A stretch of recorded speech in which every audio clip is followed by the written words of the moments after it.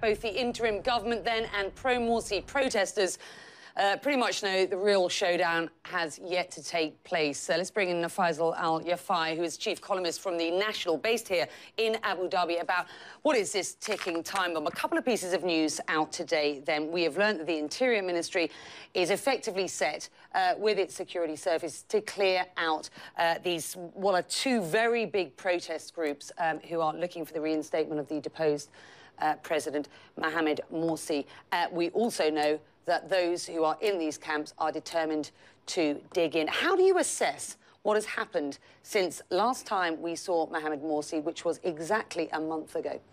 Well, the first thing to say is that it is not a coup. As much as people say they are not certain why it is not a coup, even though it looks like one, the fact of the matter is Morsi lost legitimacy.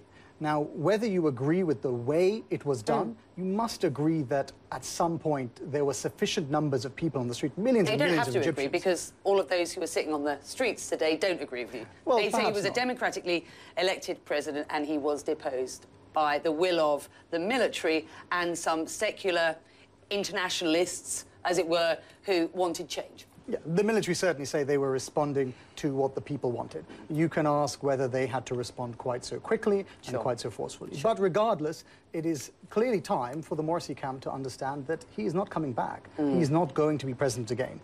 We've entered a new stage in this post-revolutionary period, and it's not clear what the end game is going to be. So I think the point you're making, and it's probably a very good one, is at this stage it's unlikely that Morsi is back. What happens to the Muslim Brotherhood, though, at this point? Because they haven't gone yet, nor will they going forward. They will remain a group, won't they? The likelihood is, though, they could be driven underground at this point. Precisely. What happens to the Muslim Brotherhood now will decide what happens to Egypt. And it is entirely down to the army. If the army feels that this is their opportunity to get rid of the Brotherhood, then they will do precisely that. They will drive it underground. What needs to happen is that they have to find a way to bring them back into democratic politics, because Islamism is a strand of Egyptian politics. It is not something they can get rid of. It's no secret that the Gulf states, especially Saudi and the UAE, have intensely disliked, let's say, the Muslim Brotherhood. I think I would be correct in saying that I don't think many people would disagree with me there. They have thrown their weight behind what is this new era in Egyptian politics because it suits them to all intents and purposes.